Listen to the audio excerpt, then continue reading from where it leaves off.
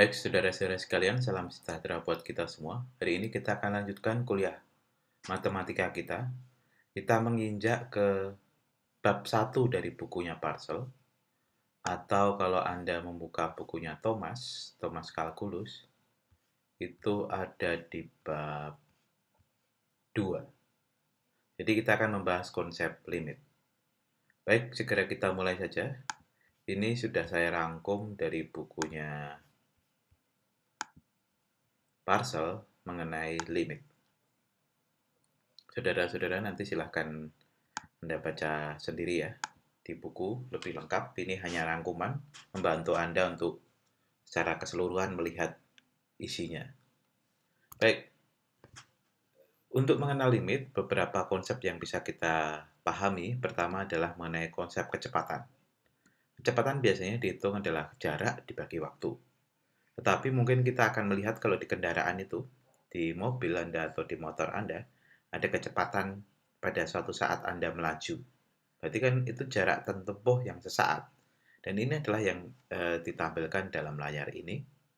Bahwa pada saat kita memperkecil jarak, kita juga memperkecil waktu. Itulah yang disebut kecepatan sesaat yang bisa Anda lihat pada kendaraan Anda. Kemudian yang kedua, dan ini terkait dengan penghitungan luas lingkaran. Pada saat belum ditemukan pi, orang tidak bisa menghitung luas lingkaran, di mana kalau Anda menghitung luas lingkaran adalah pi r kuadrat. Oleh karena itu, Archimedes menggunakan pendekatan dengan mendekati lingkaran dengan segi banyak. Anda lihat P1, lingkaran didekati dengan persegi yang segi 4 ya. Kemudian di P2, ini dilihat didekati dengan segi 8, oktagon. Kemudian semakin diperkecil, maka akan kita lihat luasnya akan semakin mendekati lingkaran. Kemudian yang ketiga maksud saya, ini adalah untuk menghitung kurva, panjang kurva. Ini juga didekati dengan konsep garis lurus. Jadi garis lurus, kemudian jarak antara dua titik diketahui sehingga nanti bisa dihitung perkiraan panjang kurvanya. Semakin kecil seperti pada lingkaran tadi, semakin kecil kita membagi, semakin dekat kita pada nilai sesungguhnya. Sehingga inilah konsep limit. Jadi saya berikan di sini ada fungsi fx adalah x pangkat 3 minus 1 dibagi x min 1. Anda lihat ini kalau kita masukkan x sama dengan 1, nilai menjadi 0. Tetapi bagaimana dengan nilai persekitarannya? Pertama kita dekati dari nilai yang atas ya. Jadi di atas ada x adalah 1,25. Kemudian menurun sampai dengan x sama dengan 1. Kita lihat nilai y-nya di sebelah ruas kolom kedua. Di atas itu 3,813. Kemudian menurun semakin dekat ke 1, nilainya adalah 3,003. Kalau kita hitung sendiri, kalau x kita masukkan ke fx, pada saat x sama dengan 1, nilainya tidak terdefinisi karena di atas 0, di bawah juga 0. 0 dibagi 0 tidak terdefinisi. Tetapi, kalau untuk nilai x tidak sama dengan 0, ya di sini dicontohkan x adalah 1,001, nilai y adalah ada, yaitu 3,003. Demikian sebaliknya, kalau dari nilai yang lebih bawah, jadi x kita pilih 0,75, maka nilai y-nya adalah 2,313. Semakin mendekati ke 1, kita lihat nilainya 2, yang Anda lihat yang sebelah ruas kanan ya, 2,997. Ya. Kita lihat ini nilainya, nilai y, kalau x semakin mendekati 1, tapi tidak sama dengan 1, karena pada saat 1 tidak ada nilainya, itu nilai y semakin mendekati 3. Atau kalau kita gambar dalam diagram skematik, ruas kiri, garis yang vertikal yang di kiri itu adalah nilai x-nya, garis vertikal yang di kanan itu y-nya. Ini skematik diagram itu tidak seperti skalanya harus pada letak yang sama. Di sini ada 0,75 sampai dengan 1,25, sementara di kanan 3813 sampai dengan 2,313 ya. Kita lihat semakin dekat X-nya menuju ke 1, baik dari nilai yang lebih tinggi maupun nilai-nilai yang lebih rendah, kita lihat panahnya juga semakin mengecil ya. Atau kalau digambar grafiknya, grafik fungsinya, semakin X mendekati 1 dari kiri kanan, maka nilai Y, nilai fx itu semakin mendekati ke 3. Tetapi Anda lihat di situ ada lubang ya. Ini artinya dia tidak ada nilainya pada saat X sama dengan 1 sendiri, tidak ada nilainya. Sehingga bisa kita tulis limit X mendekati 1 untuk fungsi X pangkat 3 minus 1 dibagi X min 1 sama dengan 3.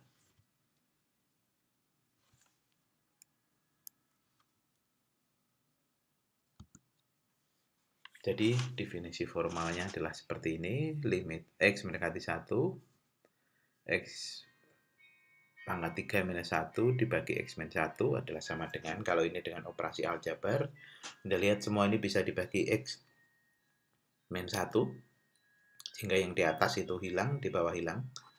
Bisa dicoret, jadi istilahnya kalau Anda mungkin umum adalah itu dicoret, dibagi, sebenarnya adalah dibagi dengan bilangan yang sama, dan pembaginya tidak sama dengan 0. Tentu saja ini bisa dibagi kalau X tidak sama dengan 1 sendiri. Kalau X sama dengan 1 kan 0 dibagi 0, nggak bisa. Jadi X mendekati, seperti tadi kan konsepnya nilainya mendekati. Sehingga kita bisa bagi, sehingga kita dapatkan yang di baris kedua. Jadi limit X mendekati 1 adalah X kuadrat plus X plus 1. Ya, Anda lihat itu.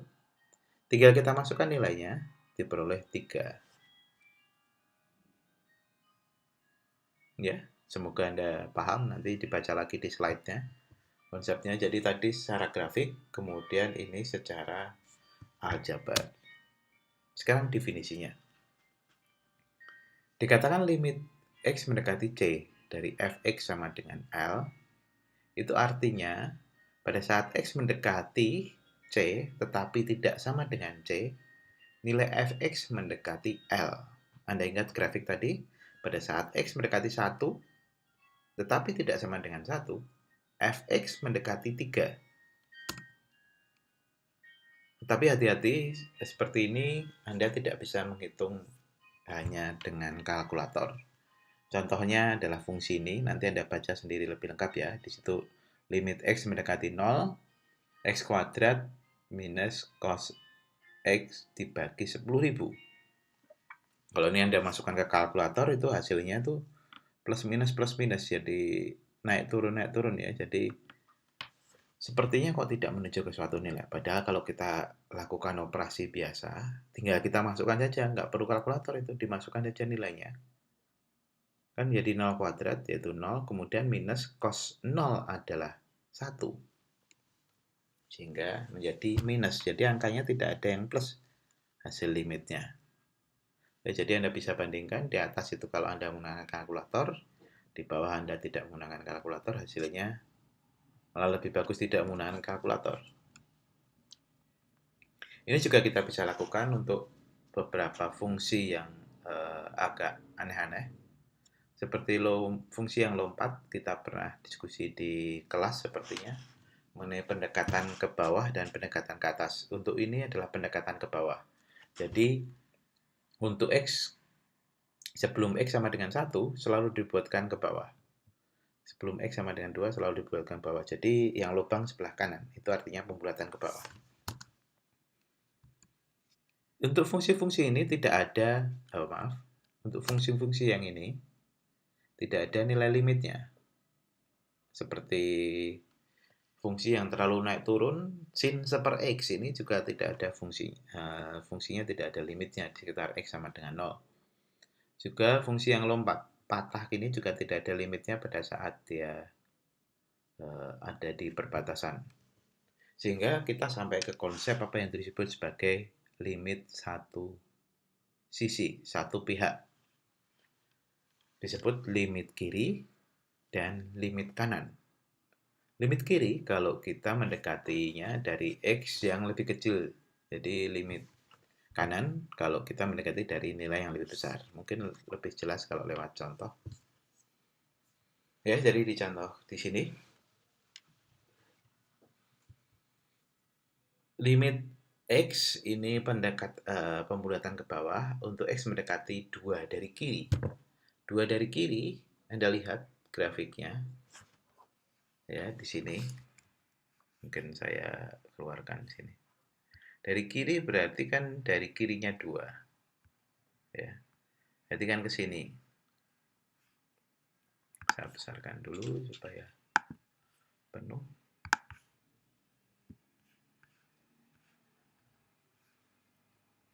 Dari kirinya 2, kita lihat ini kan nilainya 1. Ya, jadi dari kiri nilainya 1. Ntar kalau dari kanan tuh dari X yang lebih besar dari 2, nilainya mendekati ke 2. Sehingga limit kiri tidak sama dengan limit kanan. Dikatakan di sini ada teorema, suatu nilai limit di titik itu ada jika limit kiri sama dengan limit kanan. Jadi untuk contoh yang di sini ini tidak ada nilai limitnya. Anda bisa perhatikan contoh yang lebih lengkap di sini. Ya, pertama coba untuk X di sini. Yang di daerah sini nih. X mendekati min 3 dari kiri. Ini ada. Itu mendekati ke 2. Ya, ini 2 ya nilainya. Sementara dari kanan juga kita lihat itu mendekati ke 2. Sehingga di sini kita lihat untuk X mendekati min 3 baik dari kiri, dari bawah sini. Jadi X mendekati 3, ya Anda lihat gambar yang dulu itu, Anda lihat yang di sini. X dari kiri dan X dari kanan, nilai di sini, saya geser dulu sekian, ini semakin mendekati ke yang kita inginkan, yaitu yang kita lihat itu nilai X sama dengan 3. Jadi, contoh di sini, X mendekati min 3 dari kiri, mendekati nilainya 2, jadi Anda lihat yang ruas tegak ini ya. Sementara kalau X mendekati 3 dari kanan, dari nilai yang lebih besar dari min 3, itu semakin mendekati 2. Jadi nilai limit X mendekati min 3 dari fx adalah 2. Untuk nilai yang di sini tidak ada. Kenapa? Untuk X mendekati 1 dari kiri kita lihat itu mendekati 3. Untuk X mendekati min 1 dari kanan ini mendekati 4. Anda lihat di sini ya. Sehingga limit kiri tidak sama dengan limit kanan, sehingga dikatakan limit X mendekati min 1 tidak ada. Sementara ini juga sama, limit kiri tidak sama dengan limit kanan, sehingga dikatakan ini limitnya tidak ada. Baik, Anda bisa belajar contoh-contoh yang lain di mana limit kiri ada, limit kanan tidak ada. Di sini yang putus gini, limitnya tidak ada. Yang lubang di sini nih, limitnya ada, di sini limitnya ada. Ini yang lubang putus seperti ini tidak ada. Yang lubang tetapi di sini nyambung, berarti di sini limitnya ada. Yang di sini wiggle banyak, terlalu banyak ini, di sini tidak ada limitnya. Di sini tidak ada. Di sini juga tidak ada yang putus-putus. Nah, yang siku seperti ini ada karena limit kiri sama dengan limit kanan. Dan juga bisa ambil contoh-contoh yang lainnya.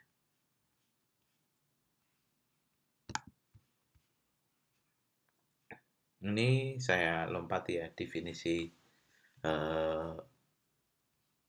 limit secara lengkap. Ini tapi saya gambarkan konsepnya saja. Jadi kalau pada saat kita mencari nilai di sekitar L, ini nilai di sekitar fx, kita harus bisa mencari nilai di sekitar x. Jadi Anda gambar lebih lengkapnya. Ini nilai C, limit x mendekati C. Di sini berarti nilainya dari limitnya juga akan sekitar L. Jadi selalu diupdate seperti ini walaupun di titiknya di sini tidak ada. Boleh. Sehingga langsung saja itu tadi bisa Anda skip kalau Anda tidak paham, itu untuk mahasiswa teman-teman Anda yang dari MIPA. Baik, untuk yang harus Anda pahami adalah sifat-sifat dari limit. Jadi limit dari konstanta adalah konstanta, limit dari fungsi X adalah C itu sendiri. Jadi X mendekati C, jadi nanti tinggal dimasukkan. C-nya dimasukkan ke X, jadi C. Limit konstanta dikalikan fungsinya, limit K fx dari X mendekati C, sama saja konstantanya dikeluarkan. Sama. Kemudian nilai jumlahnya, limitnya itu bisa masuk ke dalam jumlah masing-masing. Pengurangan juga sama, limit juga bisa masuk ke dalam pengurangan. Perkalian juga sama. Yang harus hati-hati hanya pembagian.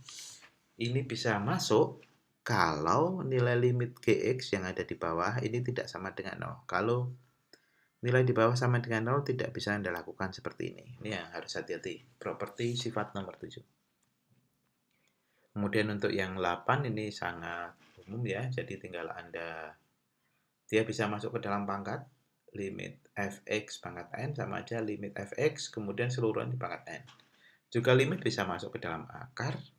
Ya, syaratnya lagi nilainya kalau masuk dalam akar ini nilainya harus lebih besar sama dengan 0. Kalau tidak nanti akarnya jadi akar imajiner. Kegunaannya seperti ini. Jadi nanti bisa Anda latihkan di bukunya.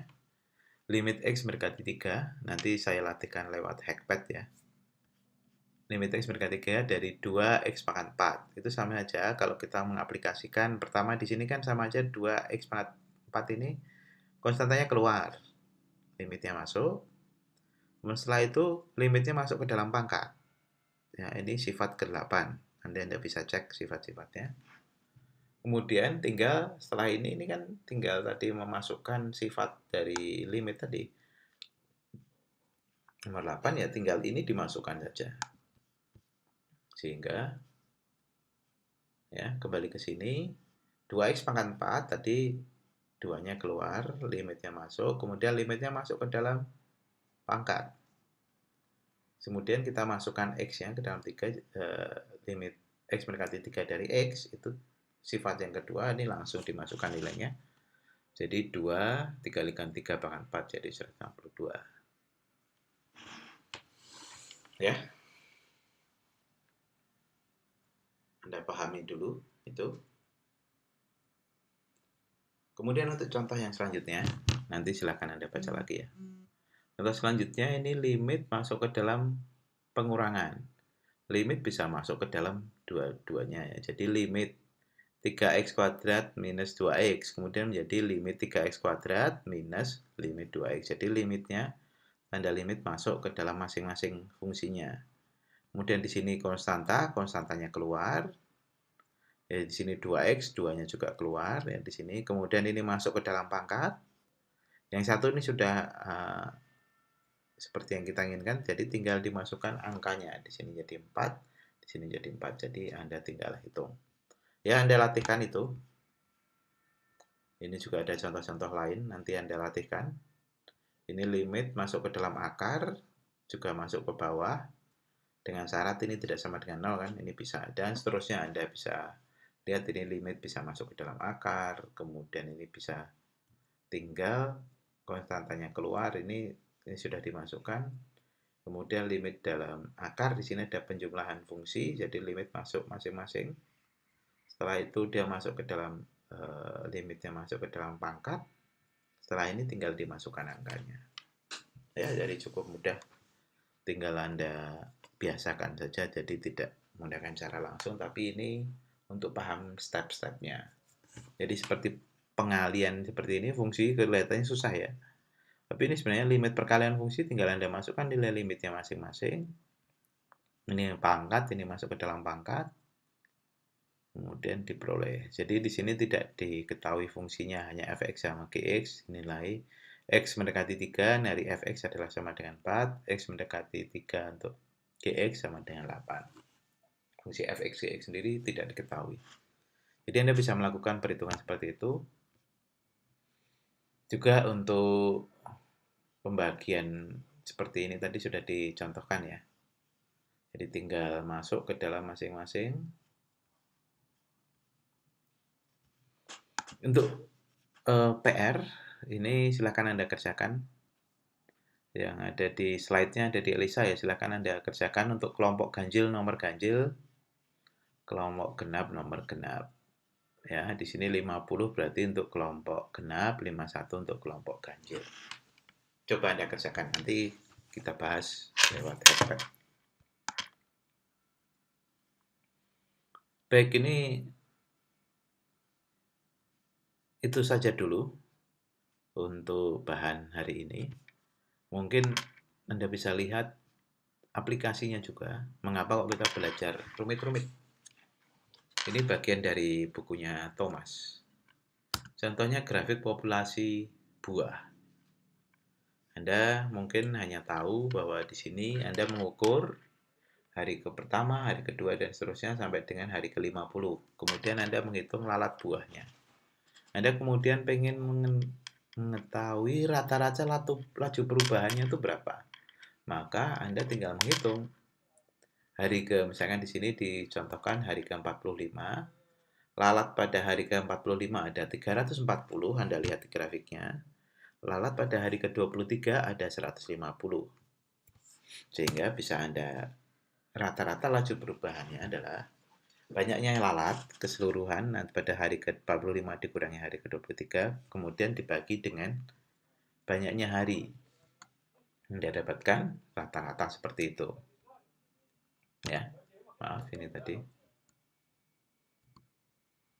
Ya, jadi kita mendapatkan laju perubahan itu dari sebenarnya konsepnya adalah limit. Kalau semakin Anda kecil, rentangnya dikecil, Anda mendapatkan laju perubahan sesaat seperti ini tadi. Berapakah kecepatan pada hari ke-23?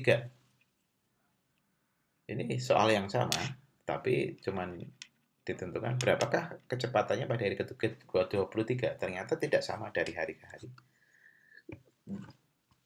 Ini 23 ada di sini. Kemudian ditarik garis lurus, ini perlu gambar yang baik, skalanya yang baik, sehingga kita lihat untuk yang di sini ada titik B yang di atas ini 35,350, artinya pada hari ke-35 ada 350 lalat. Ini tidak di grafik yang Anda ukur, tetapi ini tidak Anda temukan di ukurnya. Jadi kemudian ada tarik garis lurus, ini perhatikan yang garis merah, di sini ada A, ada pada hari ke-14 di sini ada 0. Ada nggak seperti itu? Jadi ini untuk mencari sebenarnya garisnya, kemudian Anda cari tingginya yang tegak dibagi yang datar. Jadi 350 adalah selisih dari atas ke bawah.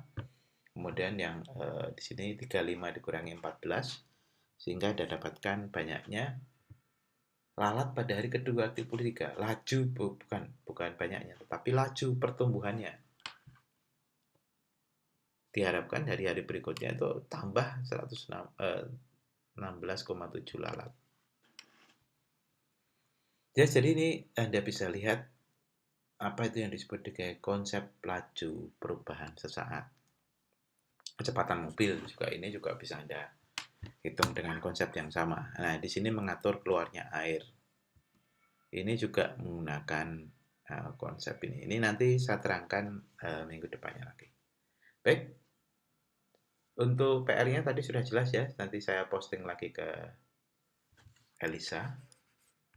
Jadi PR-nya adalah yang di bagian sini. Halaman di parcel, saya lupa halaman berapa, tapi ini problem 41 sampai dengan 51. Nomor ganjil adalah kelompok ganjil, nomor genap kelompok genap. Sekian, selamat belajar. Semoga kuliah online kita bisa berjalan dengan baik. Jika ada pertanyaan, nanti kita akan diskusi lewat Hackpad. Terima kasih, selamat pagi, salam sejahtera buat kita semua.